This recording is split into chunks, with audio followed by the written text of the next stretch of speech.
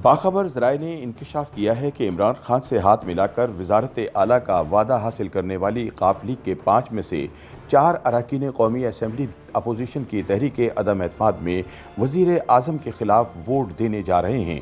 काफ league के MNA Tariq Bashir Cheema की परवेज़ इलाही के खिलाफ खुली बगावत के बाद अब ज़राए दावा कर रहे हैं कि चौधरी मोनिस इलाही के अलावा काफ लीग के बाकी मेंबरान कौमी असम्बली तहरीक अदम एतमाद में इमरान खान के खिलाफ वोट डालेंगे।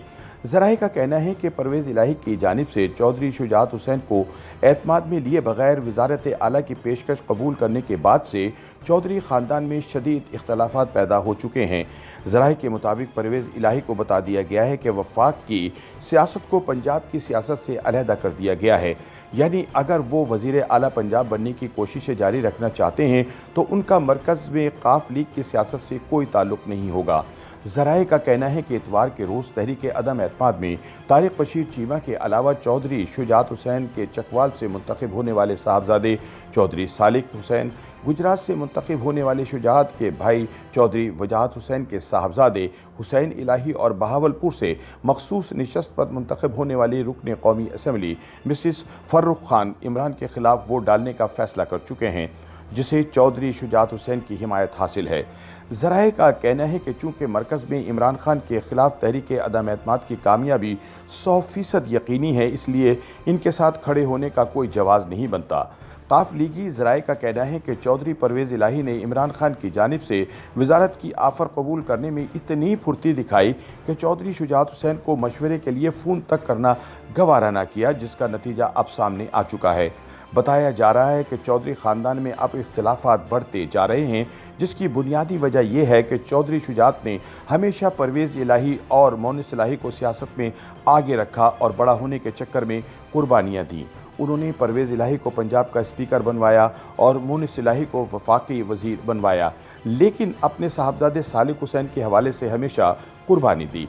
इसका नतीजा ये निकला कि परवेज़ और मोनिस ने काफ लीग ही हाईजैक कर ली और गलत फैसले करने पर उतर आए, जिसके नतीजे में पार्टी तबाही की तरफ गामजन हो चुकी है। लिहाजा अब ये फैसला किया गया है कि पार्टी की रही सही सियासत बचाने के लिए मरकज़ में इमरान खान के खिलाफ तहरीक अदम एतमाद में हिस्सा डाला जाए। बताया जा रहा है कि चौधरी परवेज़ इलाही को इस फैसले से आगाह कर दिया गया है, जिसके बाद वो सख्त मुस्तरब हैं और मुसलसल इस फैसले को तब्दील करवाने की कोशिशों में मसरूफ़ हैं।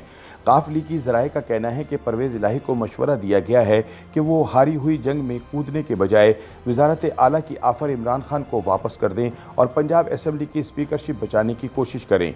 सियासी तज्ज़ियाकारों का कहना है कि परवेज़ इलाही का वज़ीर आला पंजाब बनना अब नामुमकिन नज़र आता है, क्योंकि पंजाब असम्बली में तहरीक इंसाफ के तीनों नाराज़ धड़े अपोजिशन के साथ जाने का फ़ैसला करने वाले हैं ताकि मर्ज़ी का वज़ीर आला लाया जा सके। वैसे भी अब मरकज़ में इमरान के खिलाफ तहरीक अदम एतमाद की कामयाबी यकीनी है, जिसके बाद परवेज़ इलाही के वज़ीर आला बनने के इम्कानात मुकम्मल तौर पर ख़त्म हो जाएंगे। ख्याल रहे कि पंजाब असम्बली का ऐवान 371 अरकान पर मुश्तमिल है, जबकि हुकूमत बनाने के लिए किसी भी पार्टी को 186 अरकान की हिमायत हासिल करना ज़रूरी है। 2018 में उस्मान बुज़दार 194 वोटों से वज़ीर आला पंजाब मुंतखब हुए थे। काफ लीग ने अपने 10 वोटों से उनको सपोर्ट किया था, जिसके बदले में परवेज़ इलाही को पंजाब असम्बली का स्पीकर बनाया गया था। पंजाब असम्बली में अब पार्टी पोजीशन यह है कि हुकूमत इत्तेहाद में तहरीक इंसाफ के पास 83 अरकान हैं, काफ लीग के पास 10 और राह हक पार्टी के पास 1 रुकन है।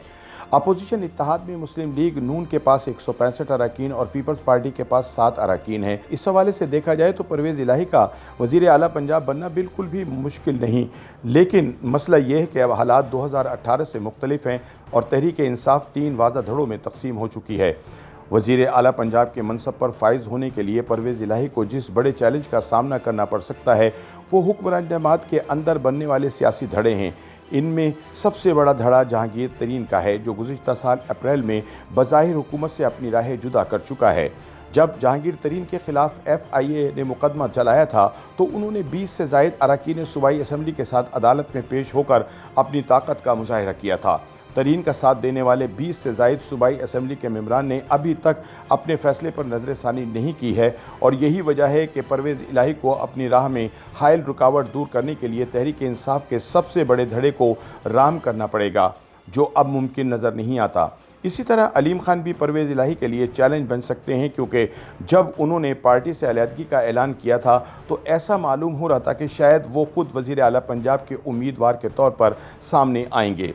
अलीम 10 अरकान असम्बली की हिमायत रखने के दावेदार हैं। ताहम जब अलीम खान ने पार्टी से बगावत की तो काफ लीग की जानिब से ऐसे बयानात जारी हुए जिनमें अलीम को किसी भी सूरत वज़ीर आला पंजाब तस्लीम न करने का ऐलान किया गया था। ऐसे में अलीम खान और परवेज़ इलाही के दरमियान खासी बड़ी खलीज हाइल है।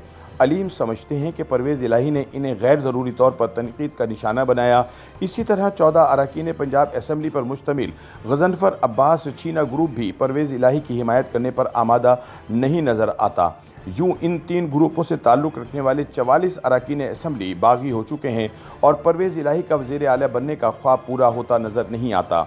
दूसरे लफ्ज़ों में तहरीक इंसाफ को वफाक में जिस तरह की अंदरूनी बगावत का सामना करना पड़ा है, अपोजिशन का मानना है कि सूबे में भी PTI को वैसी ही सूरत हाल दरपेश होगी। लिहाजा परवेज़ इलाही का वज़ीर आला बनने का मंसूबा एक दीवाने का ख्वाब करार दिया जा रहा है। YouTube पर गूगली न्यूज देखने के लिए youtube.com की सर्च बार में गूगली न्यूज TV टाइप करें। गूगली न्यूज के पेज पर सुर्ख रंग के सब्सक्रिप्शन वाले बटन पर क्लिक करना ना भूलिए। YouTube पेज पर अपलोड होने वाली वीडियोस से बाखबर रहने के लिए बेल आइकन पर क्लिक कीजिए। आपको हर नई वीडियो के बारे में नोटिफिकेशन मौसूल हो जाएगा।